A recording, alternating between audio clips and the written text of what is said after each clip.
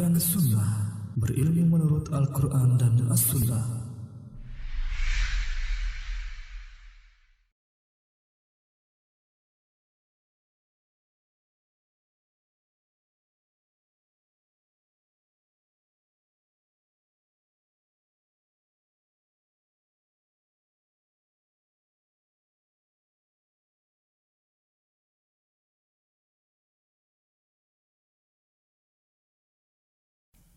Mubarakan alaih kama yuhibbu rabbuna wa yarda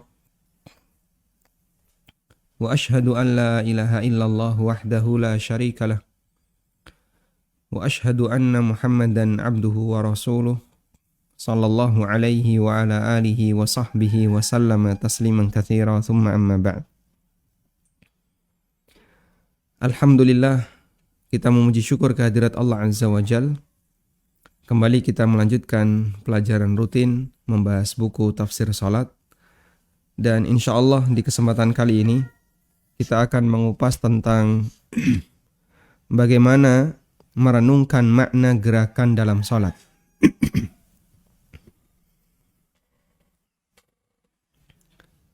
Merenungkan gerakan dalam salat bentuknya ada dua. Yang pertama adalah merenungkan bagaimana cara melakukan gerakan itu sesuai sunnah. Dan modal utama untuk bisa melakukan ini adalah dengan mempelajari sunnah-sunnah Nabi SAW dalam salat. Seperti bagaimana cara melakukan takbiratul ihram yang sesuai sunnah, bagaimana cara sedekap yang sesuai sunnah, bagaimana cara rukuk yang benar, cara i'tidal yang benar, dan seterusnya. Dan secara umum, seorang hamba akan berusaha untuk meniru panutannya. Sehingga ketika dia tahu bagaimana cara Nabi SAW melakukan ibadah, maka ketika dia menganggap dan besar semangatnya untuk meniru sunnah Nabi SAW, dia akan berusaha untuk menyesuaikannya. Dan itu bisa menambah kekhusyuan. Seperti Anda bisa perhatikan ya, seorang penari sampai pada posisi jari saja kadang diperhatikan. Sehingga saat dia meniru mentornya atau dia meniru gurunya, disuruh untuk gerak pelungkit gini, pelungkit gitu ya, disuruh untuk gerak kanan kiri, dia berusaha untuk meniru dengan sempurna. Dan itu dia kerjakan dengan fokus. Seorang yang menggunakan senjata, bahkan kadang sampai posisi jari itu diperhitungkan. Jari tidak boleh di sini, tidak boleh di sini. Nanti gimana ketika megang pedang, megang samurai? Apa yang harus dipikirkan ketika megang samurai? Apa yang harus dilakukan ketika medang tembak?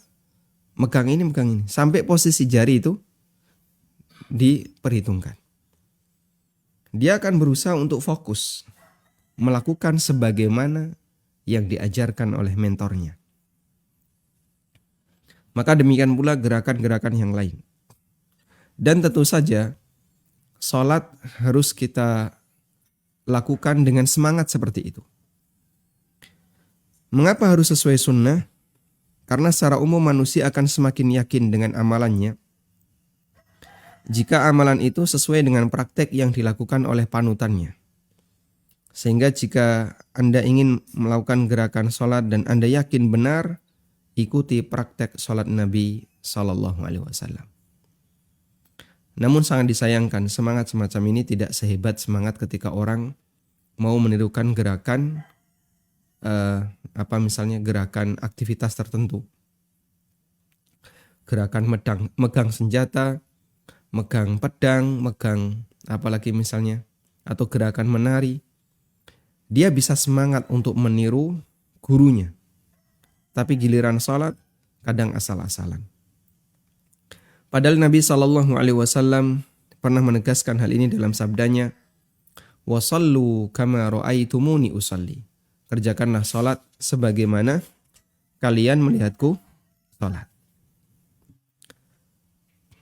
Kata kuncinya adalah jadikan gerakan salat kita berdalil. Sehingga Anda bisa berpikir untuk melakukan gerakan sesuai sunnah ketika sholat. Insya Allah nanti akan kami sebutkan beberapa rincian sunnah Nabi SAW untuk beberapa gerakan dalam sholat. Hanya saja para pembaca yang ingin melihat lebih detail sunnah-sunnah Nabi SAW ketika sholat, kami sarankan agar Anda membaca buku Sifat Sholat Nabi SAW karya Syekh Imam Muhammad Nasiruddin Al-Albani rahimahullah. Buku ini termasuk salah satu karya ilmiah yang menginspirasi saya untuk belajar sholat lebih serius. Alhamdulillah sudah banyak edisi terjemah dalam bahasa Indonesia. Anda tinggal searching di internet, insya Allah buku itu cukup banyak. Sifat Sholat Nabi SAW karya Muhammad Nasiruddin Al-Albani. Baik. Dan ada sedikit cerita tentang buku ini ya. Ada seorang Soidali, ya, seorang apoteker. Beliau bukan termasuk orang yang rajin belajar agama di masa silamnya. Artinya beliau ya orang awam sebagaimana pada umumnya manusia yang mereka tidak memberikan waktu khusus untuk belajar agama. Kemudian satu ketika seusai bekerja, beliau istirahat di sebuah masjid untuk sholat duhur lalu istirahat. Beliau menemukan ada buku Sifat Sholat Nabi SAW. Kemudian dibaca buku itu. Akhirnya beliau punya ketertarikan untuk memahami lebih detail tentang bagaimana cara sholat yang benar. Sehingga di kesempatan lain dibaca sampai selesai buku itu dibaca. Dan beliau punya keinginan agar bisa bertemu dengan penulisnya. Akhirnya berangkatlah beliau menemui Syekh Albani rahimahullah. Kemudian beliau menjadi muridnya Syekh Albani dan termasuk di antara murid dekatnya beliau, murid dekatnya Syekh Albani. Sampai akhirnya beliau menjadi ahli hadis. Beliau adalah Syekh Abu Ishaq Al-Huwaini, hafizahullah ta'ala. Ada juga sebagian orang yang dia belajar sifat sholat Nabi SAW, edisi bahasa Indonesia. Kemudian karena tertarik ingin memperbaiki sholatnya, dia baca dari awal sampai akhir.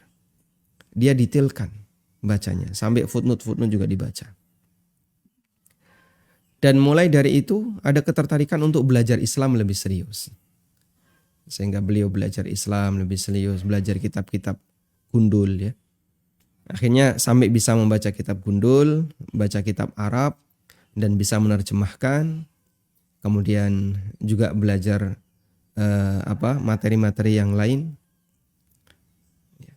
Sehingga bermula dari buku Sifat Sholat Nabi SAW, dia punya ketertarikan untuk belajar agama. Saya menemukan beberapa teman seperti itu, dan alhamdulillah termasuk saya.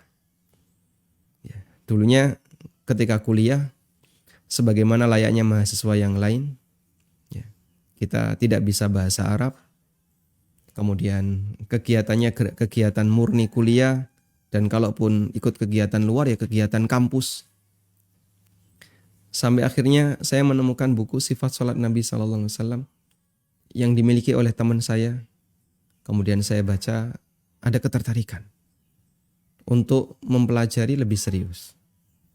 Akhirnya saya baca buku itu sampai habis. Dan saya berusaha untuk membacanya lebih cepat sehingga mungkin dalam waktu 3 atau 4 hari saya menyelesaikan satu buku Sifat Sholat Nabi SAW. Dan sejak saat itu ada ketertarikan untuk bagaimana melakukan sholat sesuai dengan dalil. Sehingga setiap melakukan takbiratul ihram, ingat, ada sunnah Nabi SAW ketika takbiratul ihram posisi tangan seperti ini. Lalu ada sunnah Nabi SAW ketika takbiratul ihram, beliau kadang melakukan jenis A, versi B, versi C. Lalu saya lakukan gantian. Ketika sedekah posisi tangan seperti ini. ada versi A, versi B. Lalu saya lakukan gantian. Ketika ruku seperti ini. Ketika membaca doa ruku ada beberapa redaksi. Saya baca bergantian. Di sholat ini pakai redaksi A.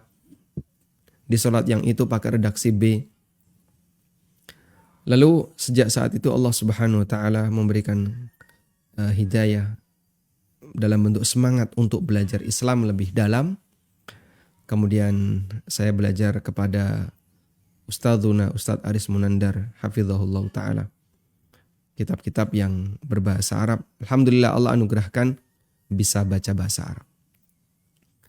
Dan itu awal mula saya mendapatkan hidayah untuk mau belajar Islam jauh lebih dalam. Baik, semoga barangkali Anda juga punya pengalaman yang sama.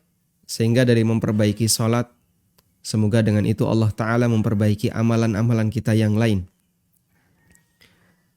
Karena kita yakin dalam setiap amal yang kita lakukan penuh dengan kekurangan. Dan bagi orang yang punya prinsip, saya tidak mau beramal kecuali yang ada landasannya. Itu prinsip yang luar biasa. Karena banyak orang yang gak mau yang prinsip seperti ini. Beramal itu ya terserah saya. Saya mengikuti kiai terserah saya. Saya mengikuti tokoh agama saya terserah saya. Tapi kita beda. Kita beramal dengan prinsip. Saya beramal mengikuti Nabi SAW. Yang itu saya pelajari berdasarkan hadis yang sampai ke kita. Sehingga dengan demikian kita punya semangat untuk memperbaiki setiap amal kita agar sesuai dengan sunnah Nabi SAW. Semangat yang sangat bagus. Sehingga kami sarankan kalau bisa buku sifat sholat Nabi SAW karya Syekh Albani ada di setiap rumah. Ya, ada di setiap rumah masing-masing muslim agar kita bisa mempelajarinya dengan baik. Dan di buku tafsir sholat juga saya cantumkan, namun saya pisah-pisah ya. Misalnya bahas ruku, nanti tata cara ruku, kemudian renungan doa ruku. Nanti bahas i'tidal dan itu kan ada selisih jarak. Artinya diselingi dengan tafsir doa. Tapi kalau sifat sholat Nabi SAW itu kumpulan jadi satu. Khusus bahas masalah gerakan dan sunnah Nabi SAW terkait bacaan. Tayyib. Ini yang pertama. Jadi pengaruh besar ketika Anda ingin memperbaiki sholat agar sesuai sunnah, nanti saat melakukan gerakan, kita itu penuh dengan memikirkan bagaimana cara melakukan gerakan yang benar. Bagaimana cara bersedekap yang benar, bagaimana cara rukuk yang benar. Pikiran itu selalu muncul dalam gerakan-gerakan sholat yang kita lakukan. Yang kedua adalah merenungkan makna dari setiap gerakan yang dilakukan. Allah menurunkan syariat sholat dipenuhi dengan hikmah. Sehingga setiap gerakan yang dilakukan oleh hamba hakikatnya mengandung banyak makna dan hikmah. Meskipun banyak orang yang tidak menyadarinya. Dan di kesempatan kali ini kita akan melihat lebih dekat gerakan demi gerakan dalam sholat, bagaimana hikmah dan makna yang perlu untuk kita hadirkan dan kita renungkan. Baik. Yang pertama adalah hikmah dan makna berdiri ketika sholat. Untuk sholat wajib, posisi berdiri merupakan rukun. Anda garis bawahi, sholat wajib posisi berdiri merupakan rukun. Sehingga kalau ada orang yang sholat wajib, tapi dia duduk tanpa uzur, sholatnya batal. Allah Subhanahu wa taala memerintahkan orang yang salat untuk berdiri. Melalui firman-Nya, "Hafidzu 'alas shalawati was salatil wusta wa qumu lillahi qanitin."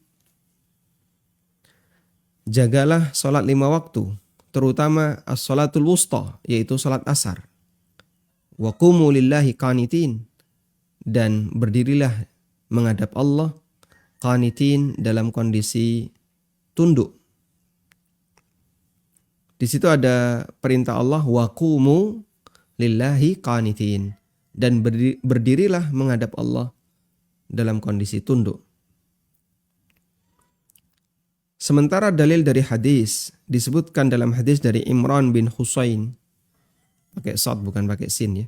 Imran bin Husain radhiyallahu anhu, Nabi SAW bersabda, "Shalli qa'iman, fa illam tastati' fa qa'idan, fa illam tastati' fa ala janbin." Kerjakanlah salat sambil berdiri. Kalau kau nggak bisa, kerjakan salat sambil duduk. Kalau kau nggak bisa, kerjakan salat sambil tidur miring, fa ala janbin. Kalau tidur miring nggak bisa, maka kerjakan salat sambil tidur terlentang. Sehingga dia kerjakan sebisanya. Ketika orang itu berdiri, maka dia menghadap kepada Allah dengan jiwa dan raganya. Karena itu pada saat berdiri salat, kita diperintahkan untuk tunduk menghadap ke arah tempat sujud. Ketika Nabi SAW mengerjakan salat, beliau menundukkan kepalanya dan mengarahkan pandangannya ke tanah. Sehingga tidak dongak. Dan ini terlarang ya. Terlarang, ada ancaman khusus. Orang yang melakukan salat sambil mengarahkan pandangannya ke atas. Juga tidak tolah-toleh. Tidak melihat ke arah depan, tapi melihat ke arah bawah.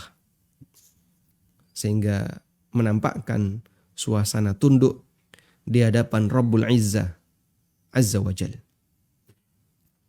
Nabi SAW dalam hadis riwayat Bukhari juga melarang orang sholat sambil melihat ke atas. Dan larangannya sangat keras. Nabi SAW bersabda, "La yantahiyanna aqwamun." Hendaknya orang itu menghentikan kebiasaannya. Yang dia melihat ke arah atas. Atau Allah Subhanahu wa Ta'ala akan menyambar matanya. Sehingga bisa jadi ketika hukuman itu diturunkan, maka orang jadi buta. Karena dia melihat ke arah atas. Renungan apa yang bisa kita hadirkan? Renungkan bahwa ketika Anda berdiri pada saat sholat, Anda sedang melakukan perintah Allah di surat Al-Baqarah ayat 238. Wa qumu lillahi qanitin. Berdirilah menghadap kepada Allah dalam kondisi tunduk. Sehingga saat kita berdiri, saya sedang melaksanakan perintah Allah. Wa qumu lillahi qanitin. Allah perintahkan saya untuk berdiri ketika salat. Dan menjalankan perintah Allah itu satu kebanggaan. Ya. Coba ketika Anda tiba-tiba dapat instruksi, surat dari presiden. Bapak tolong tanam kacang. Nyuruhnya tanam kacang misalnya. Ya. Anda akan merasa kaget. Presiden nyuruh saya. Saya ini siapa kok sampai ada perintah seperti ini? Isinya suruh perintah, isinya adalah diperintahkan untuk tanam kacang. Maka kita akan semangat tanam kacang. Andaikan yang memerintahkan Anda adalah Allah Azza wa Jalla langsung. Dalam bentuk misalnya Anda, ini pengandaian ya. Misalnya Anda mendapatkan sebuah surat dari sang Nabi. Allah perintahkan agar kau membaca surat ini. Mungkin kita akan nangis. Nabi SAW pernah bersama Ubay bin Ka'ab radhiyallahu anhu. Lalu beliau bersabda, "Innallaha amarani an aqra'a 'alaika surah Al-Bayyinah." Allah perintahkan aku untuk membacakan kepadamu surat Al-Bayyinah. An aqra'a 'alaika lam yakunil ladzina kafaru. Surat Al-Bayyinah. Kemudian Ubay balik bertanya kepada Nabi SAW. Wa qad sammani. Apakah Allah menyebut namaku? Jawab Nabi SAW. Naam. Betul. Fabaka Ubay. Maka Ubay pun menangis. Allah menyebut namaku. Nabi SAW mengatakan kepada Ubay bin Ka'ab. Allah menyuruhku untuk membacakan surat Lam yakunil ladzina kafaru kepadamu. Ubay balik tanya, Allah menyebut namaku? Betul. Fabaka Ubay. Maka Ubay pun menangis. Nah, ada banyak perintah Allah dalam Al-Quran yang kadang kita melakukannya, tapi kita tidak menyadari kalau itu bagian dari perintah Allah. Maka renungkan bahasanya Anda sedang melaksanakan perintah Allah. Ini saya sedang menjalankan perintah Allah. Perintah penciptaku. Perintah Robku. Renungan pula bahwasanya saat ini kita sedang menghadap Allah di dunia. Dan nanti kita akan menghadap Allah di akhirat. Menghadap Allah untuk menerima hisab. Dalam posisi yang sama, yaitu posisi berdiri. Sehingga saat ini ketika di dunia kita menghadap Allah. Untuk memohon rahmatnya. Untuk memohon ampunan darinya. Dan kelak kita akan menghadap Allah untuk dihisab amal-amal kita. Ada yang dimudahkan dan ada yang mengalami kesulitan. Sehingga semoga berdirinya kita menghadap Allah di dunia menjadi sebab kita dimudahkan oleh Allah Ta'ala untuk berdiri ketika di akhirat. Selanjutnya yang ketiga. Berharaplah kepada Allah sebagaimana Allah memudahkan kita berdiri menghadapnya ketika sholat pada saat di dunia. Semoga dengan ini Allah memudahkan kita menghadapnya di akhirat. Sebaliknya, orang yang tidak mau berdiri menghadap Allah ketika di dunia dengan melaksanakan sholat, dia akan mendapatkan kesulitan.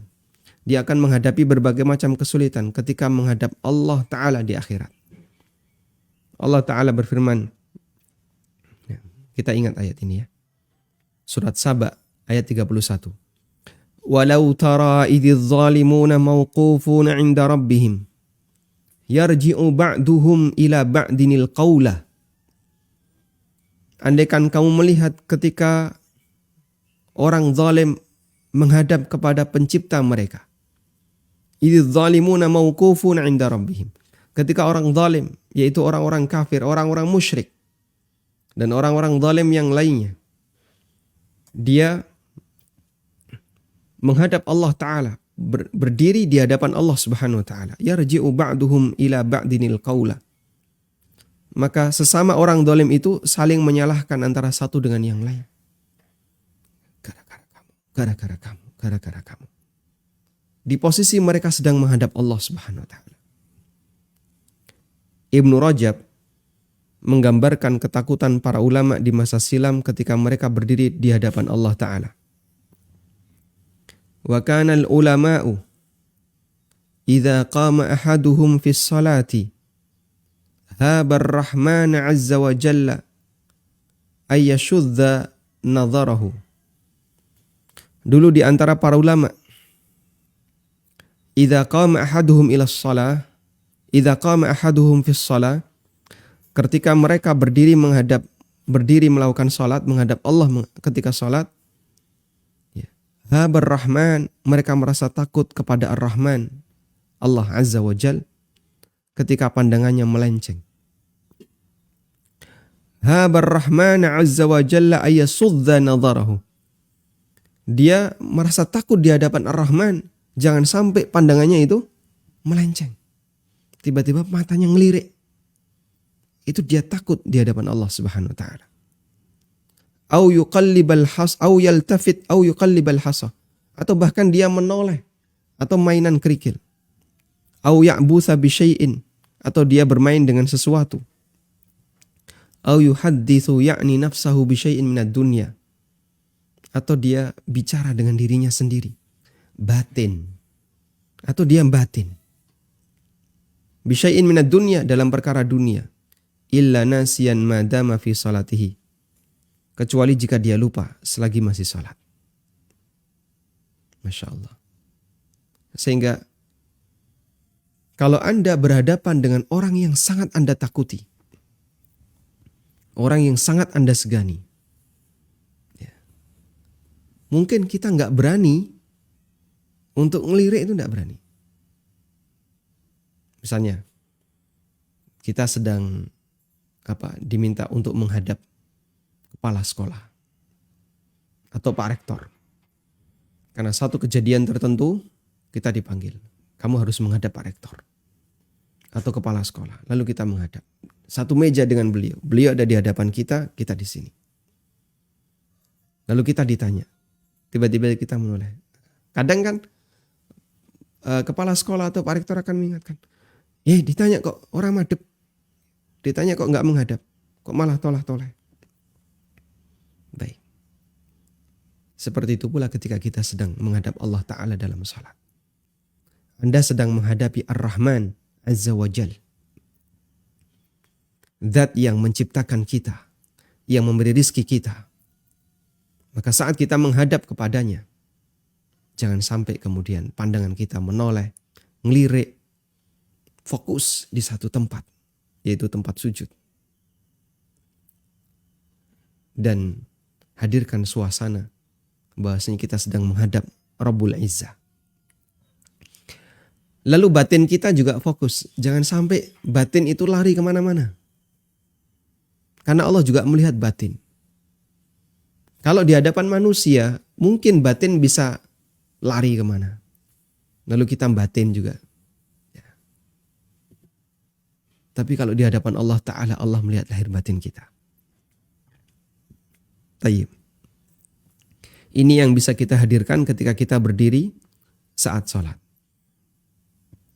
Dan inilah jamaah yang saya maksud ya. Menghadirkan renungan ketika melakukan gerakan untuk tipe yang kedua setelah kita melakukan gerakan itu sesuai sunnah Nabi SAW. Selanjutnya yang kedua. Memahami makna mengangkat tangan ketika takbir. Kenapa kita perlu mengangkat tangan? Ada cerita ya dari Pak Yunahar Ilyas rahimahullah rahmatan wasi'ah. Ada orang Eropa yang masuk Islam. Ya. Kemudian dia kebingungan. Kita kalau sholat itu ngapain? Ya. Ruku, nanti berdiri lagi, terus sujud, nanti duduk, terus tasyahud. Saat tasyahud kita begini. Itu ngapain? Apakah ini itu seperti antena begitu yang menghubungkan sinyal dari kamu kepada Tuhan? Ya. Kemudian kata beliau, ada dai yang menjelaskan begini. Kamu kalau masuk Islam, apakah mau melaksanakan sholat? Ya mau, karena itu kan perintah dalam Islam. Tapi sholatnya kenapa harus seperti itu? Kalau kamu sholat, apa yang kamu lakukan? Ya begini. Nah seperti itu pula. Begini itu artinya apa? Menyerah. Kayak orang ditodong pistol. Ya. Angkat tangan dia. Menyerah. Nah orang kalau sudah menyerah, suruh angkat tangan, menyerah. Selanjutnya dia disuruh apapun, nurut nggak? Oh nurut. Sudah angkat tangan, menyerah. Nunduk. Jongkok. Tengkurap. Karena kalau enggak, ditembak nanti. Karena dia sudah angkat tangan. Nah sholat juga seperti itu. Kamu sudah angkat tangan. Menyerah. Nah sekarang giliran kamu disuruh ngapain. Harus nurut. Gitu ya. Maka gak usah dipikirkan. Yaitu cerita dari beliau rahimahullah. Mengangkat tangan dilakukan oleh Nabi SAW ketika takbiratul ihram. Ketika rukuk, ketika i'tidal. Dan ketika bangkit dari duduk tasyahud awal. Dan terkadang beliau juga mengangkat tangan saat turun sujud. Nanti akan kita bahas itu. Nabi SAW mengangkat kedua tangannya terkadang setinggi pundak dan terkadang setinggi telinga. Kadang setinggi pundak, kadang setinggi telinga. Dari Ibnu Umar radhiyallahu anhu, beliau menceritakan anna Rasulullah sallallahu alaihi wasallam kana yarfa'u yadayhi hadwa mankibaihi idza iftataha as-shalah. Nabi sallallahu alaihi wasallam mengangkat kedua tangannya setinggi pundak beliau. Idza iftataha as-shalah, ketika beliau mulai salat. Allahu akbar. Dan Anda melakukan ini dengan merenungkan. Ini sesuai hadis Ibnu Umar. Riwayat Bukhari Muslim. Ya tapi enggak harus ngomong kayak gitu ya. Tapi Anda ingat, ini ada hadisnya, ini ada hadisnya, ini ada hadisnya. Maka sholat kita akan lebih bernilai. Malik Ibnul Huwairits radhiyallahu anhu, beliaulah sahabat yang meriwayatkan hadis wasallu kama ra'aitumuni usolli. Hadis yang sangat terkenal ya. Sallu kama ra'aitumuni, sallu kama ra'aitumuni usolli. Gitu ya. Apa yang dimaksud muni usolli? Mengucapkan usolli. Kata salah satu tokoh ya. Dan itu plesetan terhadap hadis. Waliyadzubillah. Kadang ada orang melakukan plesetan terhadap Al-Quran dan hadis. Ada salah satu tokoh yang dia ngerokok. Dan dia mengatakan begini. Siapa bilang rokok itu haram? Allah kan bilang, warka'u ma'ar raki'in. Merokoklah kamu bersama orang-orang yang ngerokok. Warka'u ma'ar raki'in. Subhanallah, dari ucapan semacam ini. Warka'u padahal artinya adalah perintah untuk rukuk. Rukuklah kamu ma'ar raki'in, bersama orang-orang yang rukuk. Waliyadzubillah. Jangan sampai kita meniru yang seperti ini. Baik. Kembali ke hadis Malik Ibnul Huwairits radhiyallahu anhu.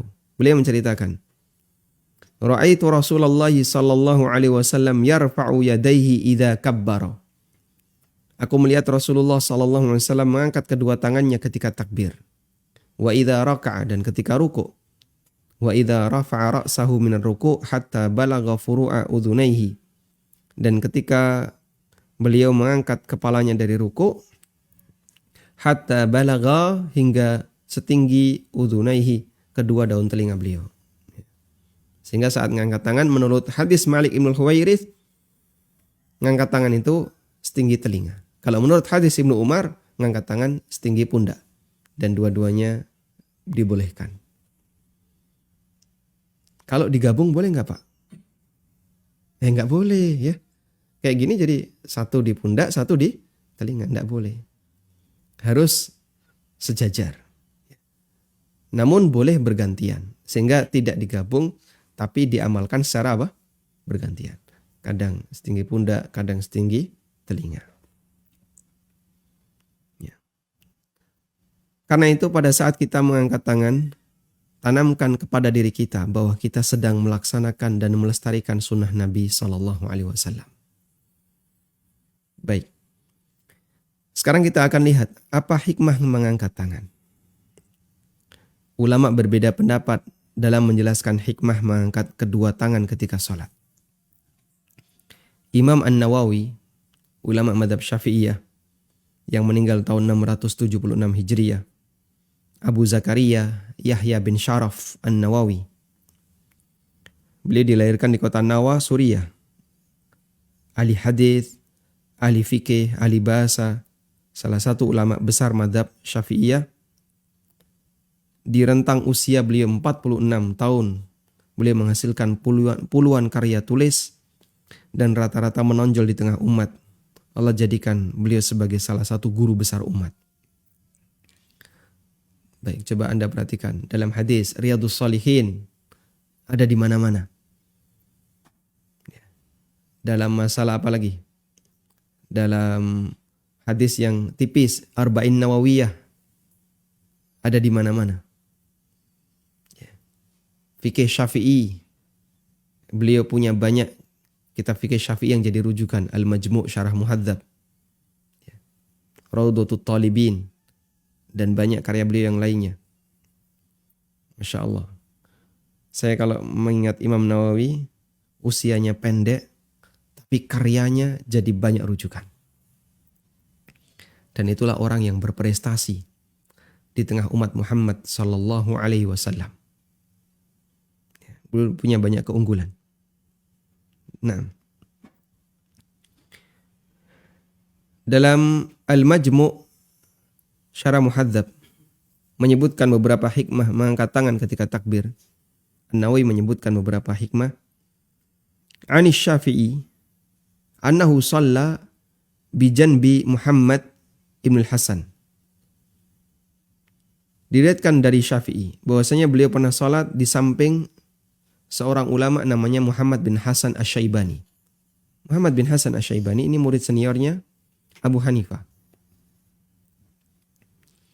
Farafa'a Syafi'i yadayhi lirruku'i walirraf'i minhu.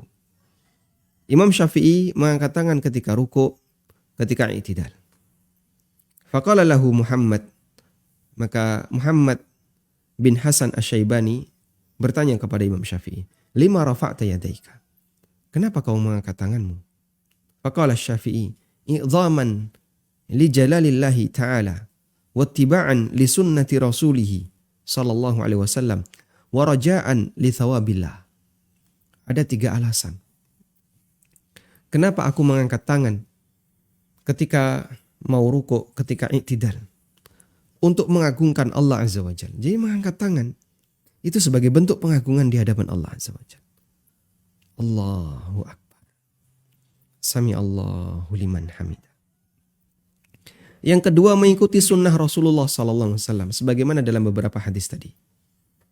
Yang ketiga, mengharapkan pahala dari Allah Azza wa Jalla. Kemudian An-Nawawi melanjutkan, wa qala At-Tamimi, kata At-Tamimi min ashabina, termasuk ulama mazhab kami yaitu Syafi'iyah. Dalam kitabnya At-Tahrir Syarah Sahih Muslim. Syarah Sahih Muslim yang terkenal juga Syarah Sahih Muslim An-Nawawi. Minan nasi man qala, kata At-Tamimi, ada sebagian orang yang mengatakan raf'ul yadaini ta'abbudun la yu'kalu ma'nahu. Mengangkat kedua tangan adalah bentuk ibadah yang tidak bisa dilogika. Wa minhum man qala, ada juga yang mengatakan huwa isyaratun ila tauhid. Mengangkat kedua tangan adalah isyarat tauhid.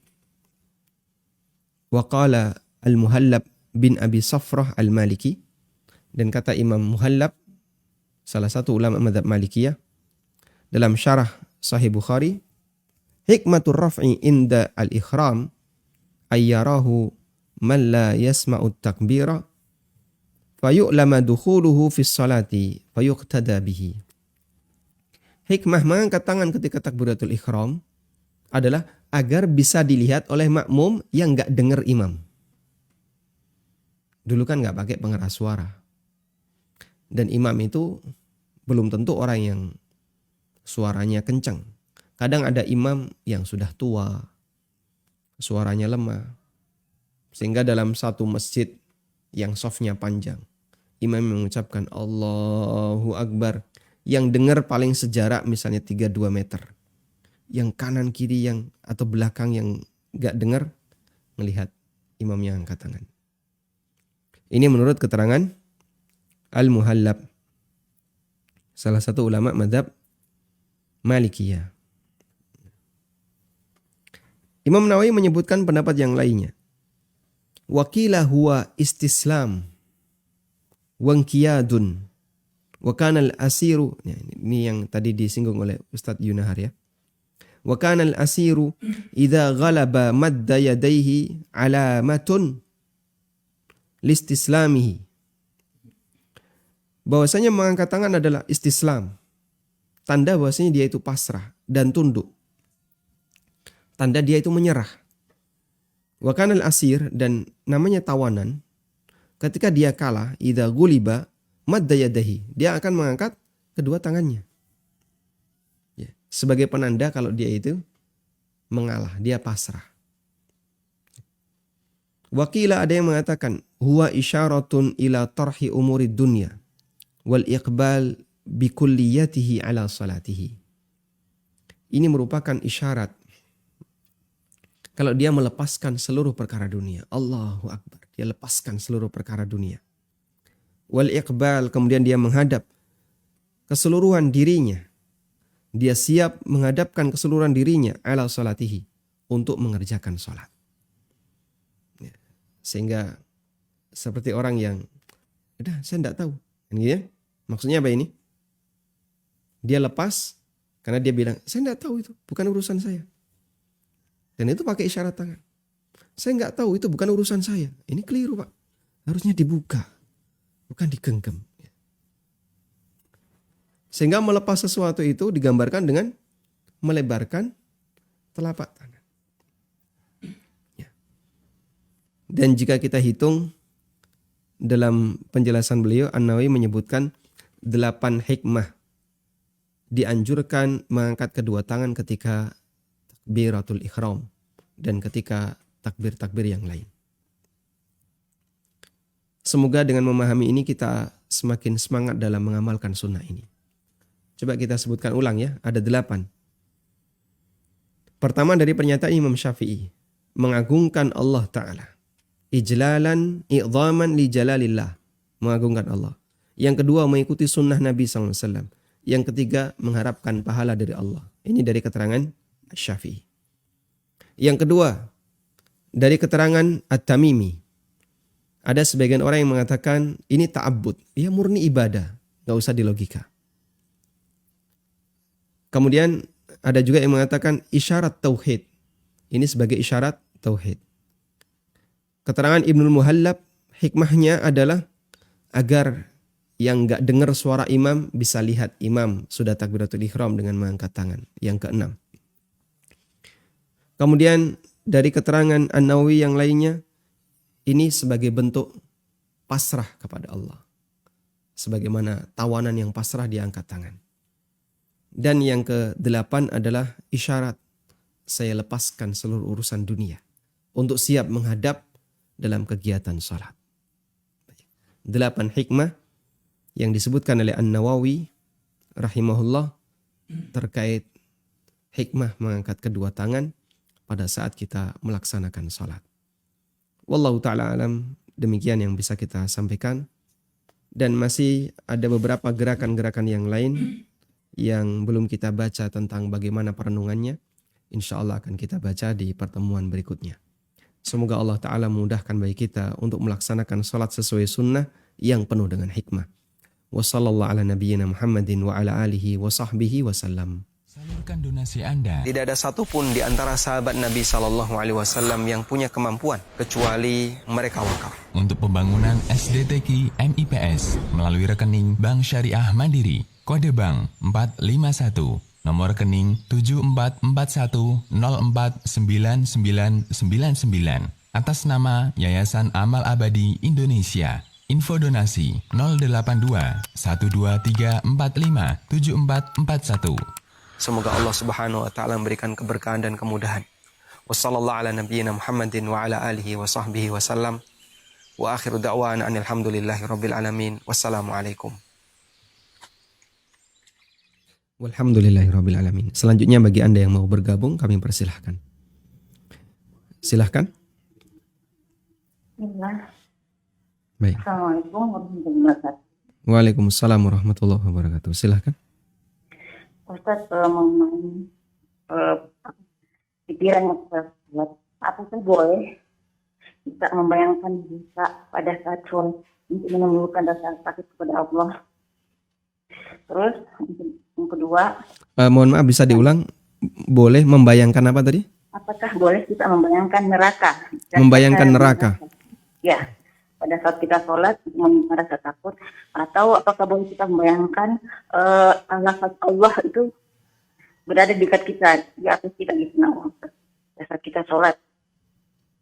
Terus yang kedua, bolehkah kita membaca surah-surah hafalan kita pada saat kita sholat dengan suara gak keras, tapi di kamar sendiri, kita tuh di kamar sendiri ada anak tapi sedang tidur. Apakah boleh Ustaz pada saat sholat sunnah ataupun sholat fardu? Membaca hafalan berarti murojaah ya. Hafalan murojaah ya Ustaz. Nah, barakallahu fiik. Dan kurang saja kalau Assalamualaikum warahmatullahi wabarakatuh. Waalaikumsalam warahmatullahi wabarakatuh. Baik.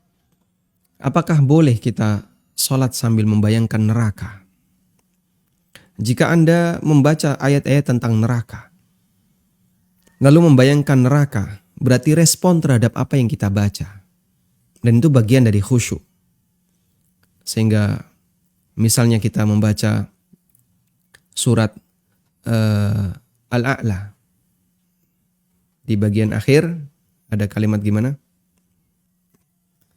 Allah akan memberikan azab yang besar. Lalu kita teringat neraka. Atau kita membaca surat yang berisi tentang cerita hari kiamat. Ya. Misalnya kita membaca surat Al-Infitar. Idzas sama'un fatarat wa idzal kawakibun tatharat. Atau surat At-Takwir, idzas syamsu kuwirat. Atau surat Al-Insyiqaq, idzas sama'un syaqqat wa adzinat lirabbiha wa huqqat. Atau surat Zalzalah, idzal zulzilatil ardu zilzalaha wa akhrajatil ardu athqalaha. Atau surat Al-Waqi'ah. Lalu kita membayangkan kondisi ngerinya kiamat. Kemudian kita nangis. Insya Allah itu termasuk bagian dari khusyuk. Sehingga membayangkan di situ kita lakukan sesuai dengan posisi apa yang kita baca. Nah, tapi kalau misalnya kita sedang membaca ayat tentang apa misalnya, tentang hukum tertentu, ayat riba misalnya, bisa juga ini kaitannya dengan hukuman ya. Atau ayat tentang sholat, ayat tentang puasa. Ya ayyuhalladzina amanu kutiba alaikumus syiyamu kama kutiba alal ladzina min qablikum. Tapi Anda membayangkan neraka, ya nggak nyambung. Sehingga malah kita tidak sedang membayangkan apa yang kita baca. Nah, sehingga membayangkan neraka sesuai dengan posisinya. Ada seorang ulama ya, atau beliau termasuk orang soleh ahli ibadah, yang beliau digelari sebagai qatilul Quran. Orang yang terbunuh karena Quran. Kok bisa? Jadi beliau ini orang baka, gampang nangis, gampang terenyuh ketika mendengar ayat-ayat yang berbicara tentang surga dan neraka.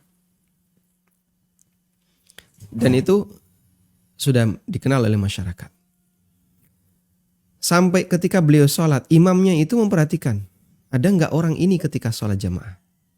Kalau ada, maka imam akan membaca ayat-ayat yang berbicara tentang hukum, yang tidak menyinggung surga dan neraka. Tapi kalau nggak ada, imam akan membaca ayat-ayat tentang surga dan neraka. Kemudian satu ketika, sang imam melihat ke arah makmum, memperhatikan, kayaknya nggak ada orang ini. Akhirnya sang imam membaca surat yang berisi tentang surga dan neraka. Tiba-tiba di belakang terdengar suara tangisan. Tangisan yang sangat, ya, tangisan sengguk-sengguk. Akhirnya selesai sholat orang ini pingsan. Terus tidak lama kemudian beliau meninggal dunia. Rahimahullah rahmatan wasi'ah. Makanya dikasih gelar qatilul Quran. Nah, itulah yang saya maksud tadi. Kita membayangkan akhirat, kita membayangkan surga dan neraka sesuai dengan tema ayat yang kita baca. Kemudian yang kedua, bolehkah kita mengulang bacaan atau murajaah, mengulang hafalan dalam salat? Jawabannya boleh. Karena membaca Al-Quran dengan bacaan-bacaan yang kita hafal. Waqra' ma tayassara laka minal Quran, pesan Nabi SAW. Baca ayat Al-Quran yang sudah kau hafal. Dan termasuk di antara bagian itu adalah kita mengulang hafalan kita. Wallahu a'lam. Ya. Silahkan. Assalamualaikum Ustaz. Waalaikumsalam warahmatullahi. Silahkan. Semoga Allah mengingatkan Ustaz selalu. Amin walaka bimithlin. Ini Ustaz, gimana hukumnya kalau bersedekah atau berinfak untuk niatnya untuk hati, agar hati ini bisa khusyuk. Boleh apa enggak Ustaz? Baik. Penjelasan syukur Allah warahmatullahi wabarakatuh. Bolehkah kita bersedekah dengan niat agar sholat itu bisa khusyuk? Kita berharap agar bisa beribadah dengan baik dengan melakukan ibadah pengantar sebelumnya. Itu diperbolehkan. Ya. Makanya Allah Subhanahu wa taala sediakan semua sholat wajib itu ada qobliyahnya. Baik bentuknya qobliyah yang berkaitan dengan sholat itu atau qobliyah yang berkaitan dengan kegiatan sebelum sholat. Semua sholat wajib ada. Ada qobliyah subuh, qobliyah duhur, qobliyah asar, qobliyah maghrib. Isya bagaimana? Isya ada sholat antara dua adzan dan iqamah. Sholat ketika masuk masjid, tahiyatul masjid. Sholat ba'diyah wudhu sebelum melaksanakan sholat isya. Sehingga semua sholat 5 waktu boleh melakukan qobliyah. Tapi kalau ba'diyah kan ada yang enggak. Subuh enggak ada ba'diyahnya, asar enggak ada ba'diyahnya. Tayyib. Tujuannya apa? Melakukan ibadah dan sebelumnya sudah ada muqaddimah ibadah sebelumnya. Itu menjadi salah satu faktor pendorong agar ibadah kita yang utama ini menjadi semakin sempurna. Baik.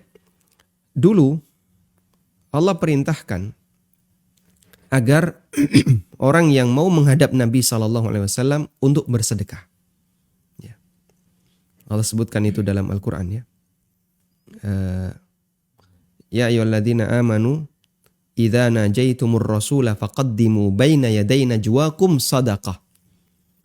Wahai orang-orang yang beriman, kalau kamu mau bermunajat dengan Nabi, maksudnya adalah konsultasi menghadap Rasulullah SAW, faqaddimu baina yaday najwakum sadaqah, maka dahului sebelum kalian bertemu Nabi SAW, dahului dengan sedekah. Akhirnya orang kalau mau ketemu Nabi SAW, dia harus punya modal dulu. Sedekah dulu baru ketemu Rasulullah SAW. Bukan sedekah kepada Nabi. Nabi SAW nggak boleh menerima sedekah.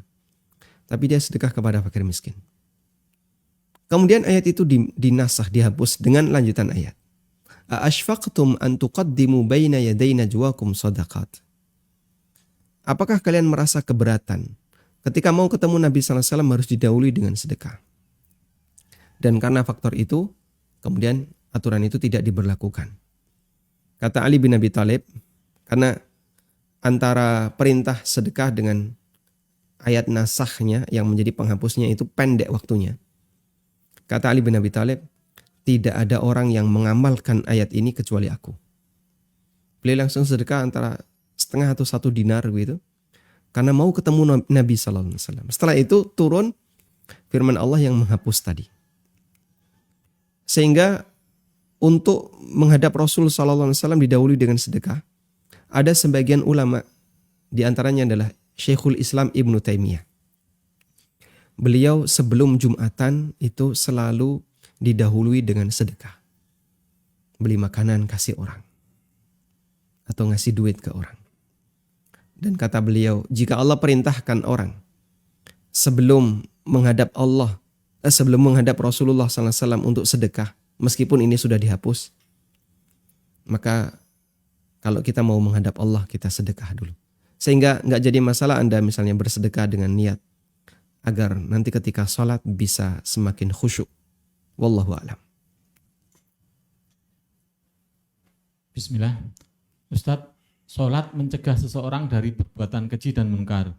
Tapi mengapa banyak orang yang sholat masih sering berbuat maksiat? Masya Allah.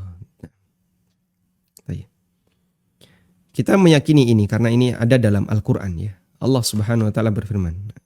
Coba kita bukakan ayatnya ya. Inna salata tanha anil fahsya'i wal munkar. Sesungguhnya salat itu mencegah seseorang untuk berbuat al-fahsya wal munkar.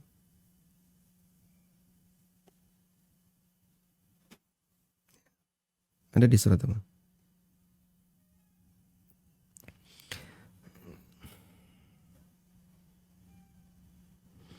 Inna salata tanha 'anil fahsya. Saya belum menemukan.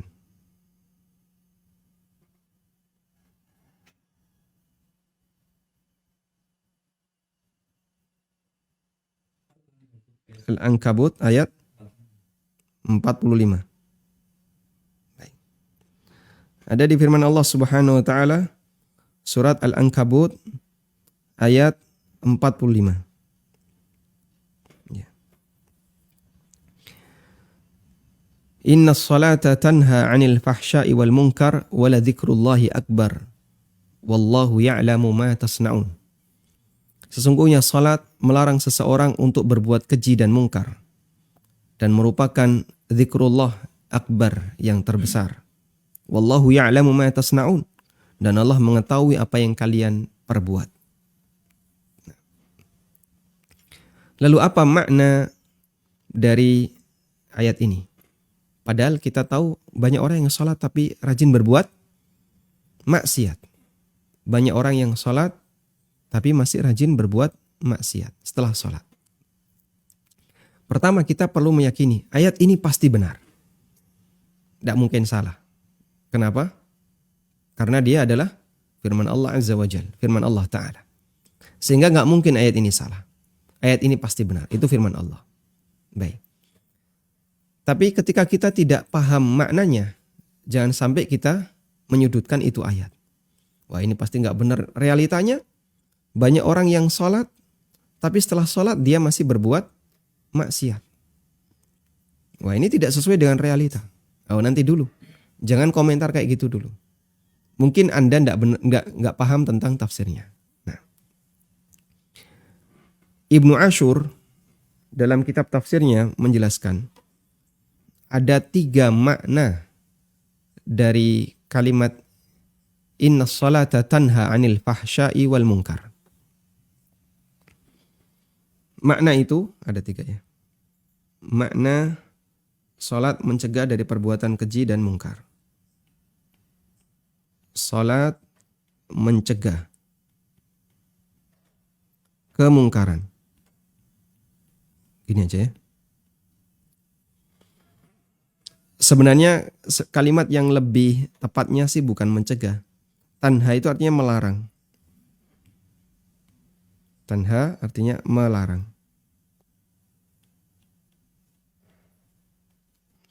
Salat melarang orang untuk berbuat mungkar. Ada 3 makna kata Ibnu Ashur. Makna yang pertama adalah dilihat dari kegiatan salat itu sendiri. Dilihat dari kegiatan sholat itu sendiri. Makna yang kedua adalah status sholat. Makna yang ketiga adalah pengaruh pasca sholat.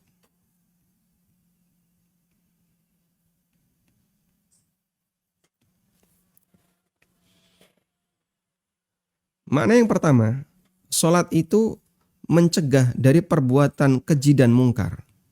Artinya adalah dilihat dari kegiatan sholat. Saat orang sedang sholat, apakah dia sedang maksiat? Iya atau tidak? Tidak.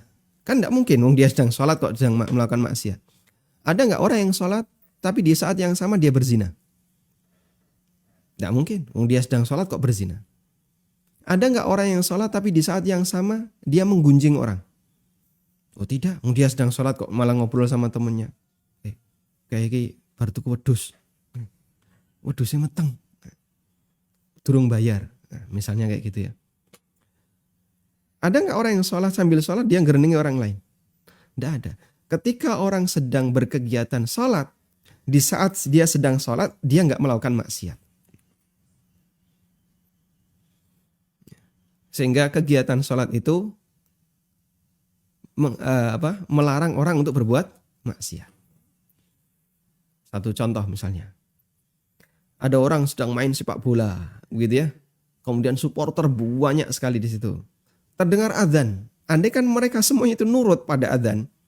Oh azan, kita berhenti sejenak sholat. Sholat jamaah semuanya.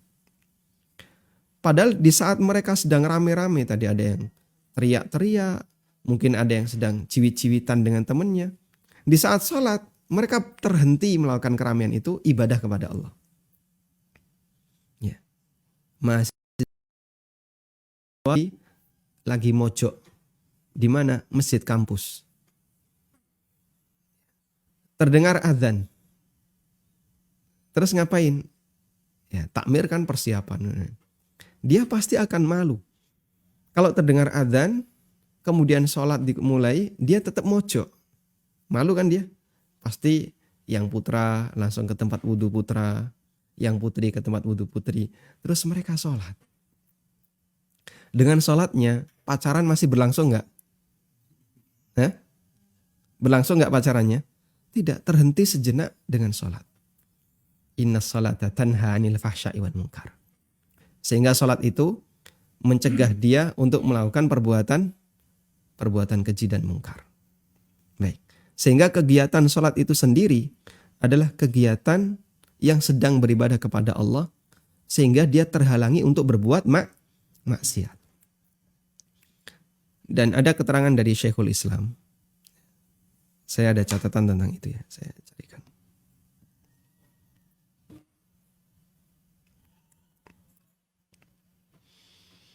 Nah, Syekhul Islam pernah mengatakan, nafsu fi'li ta'ati yatadammanu tarkal ma'asi. Melakukan ketaatan itu sendiri berisi meninggalkan maksiat. Wa nafsu tarkil ma'asi yatadammanu fi'lat ta'at.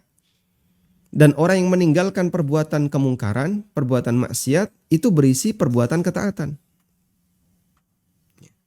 Sehingga orang yang melakukan ketaatan, di saat yang sama dia meninggalkan maksiat. Makanya kegiatan ibadah itu menyebabkan orang meninggalkan apa? Maksiat. Jika memang itu betul-betul ibadah ya. Yang kedua, status sholat itu sendiri. Coba perhatikan kalimatnya. Innas salata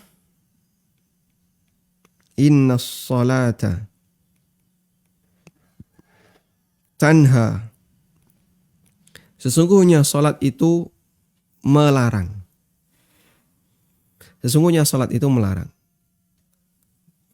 Ibnu Ashur ketika menjelaskan ayat ini beliau mengatakan, Allah tidak mengatakan salat itu menghalangi. Tapi yang Allah katakan adalah salat itu melarang. Dan itu dua hal yang beda. Melarang itu belum tentu apa? Menghalangi. Sama atau beda? Beda ya. Ibu melarang anaknya main PS. Tapi bisa jadi sang anak tetap main PS. Di saat bapak datang, HP diambil. Main game, bukan main PS ya. Di saat bapak datang, ibu melarang anaknya main game. Tapi anaknya main game. Bapaknya datang, gamenya diambil. HP-nya diambil, bukan gamenya diambil. HP-nya diambil. Sudah? Mana mencegah, mana melarang? Ibu melarang. Tapi bapak mencegah. Paham ya? Baik. Kata beliau, yang Allah firmankan, innas salata tanha. Salat itu melarang. Karena dalam isi salat, hamba itu bermunajat. Membaca Fatihah, membaca surat-surat dalam Al-Quran. Yang isinya adalah mau'idhah hasanah, yang isinya hikmah, yang isinya ini. Kemudian dia baca zikir, dia beristighfar, dia memuji Allah. Yang itu semuanya menunjukkan bahwasanya posisi ibadah sholat itu seperti seorang ustadz yang sedang memberikan tausiah. Posisi sholat itu. Sehingga andaikan sholat itu diwujudkan dalam bentuk makhluk, yang dia bisa bicara, maka dia itu berwujud seperti seorang tokoh yang memberikan tausiah. Kamu harus gini, kamu harus gini, kamu gak boleh gini, kamu gak boleh gini. Itu status sholat. Cuman masalahnya orang ini apakah nanti mau nurut terhadap nasihat sholatnya ataukah tidak, itu urusan belakangan. Paham ya? Saya kasih permisalan. Sang ustadz itu melarang kaumnya, melarang masyarakat, bukan kaumnya. Sang ustadz melarang masyarakatnya untuk melakukan perbuatan keji dan mungkar. Apakah kalimat ini menunjukkan bahwasanya selama ustadz ada di tengah mereka, perbuatan keji dan mungkar tidak terjadi? Oh enggak, masih banyak orang yang berbuat maksiat. Tapi sang ustadz tetap berstatus sebagai sang pemberi larangan untuk melakukan perbuatan maksiat. Ya. Sehingga Ini berbicara status. Sholat itu statusnya mencegah orang, melarang orang untuk berbuat keji dan mungkar. Baik. Meskipun bisa jadi pelakunya kadang nggak nurut.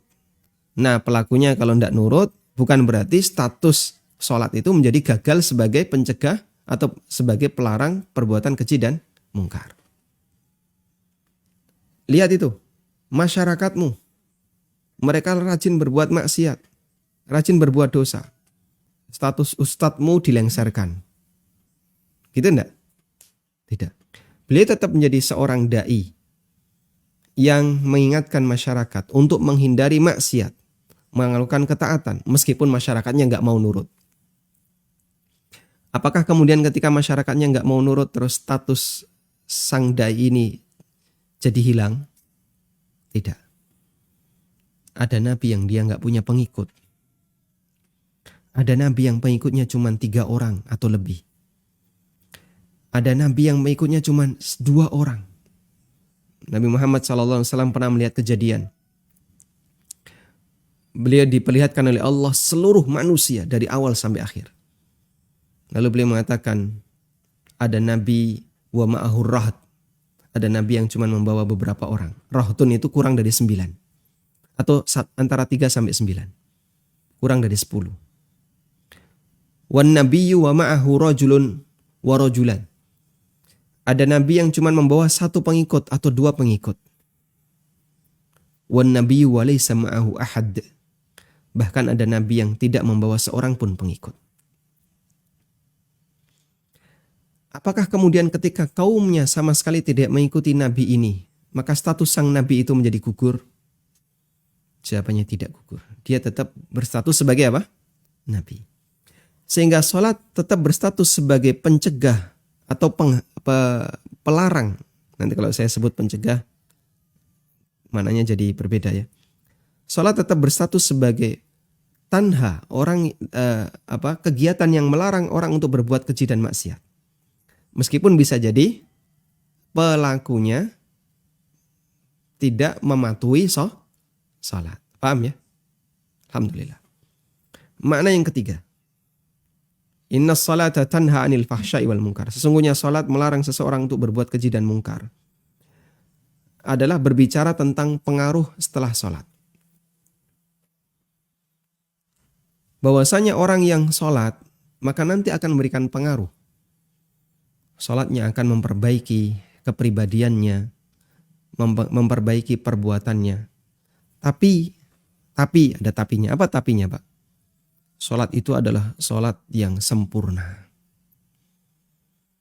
Memenuhi setiap rukun, syarat, wajib. Dan ruh salat dihadirkan. Dia khusyuk, dia fokus.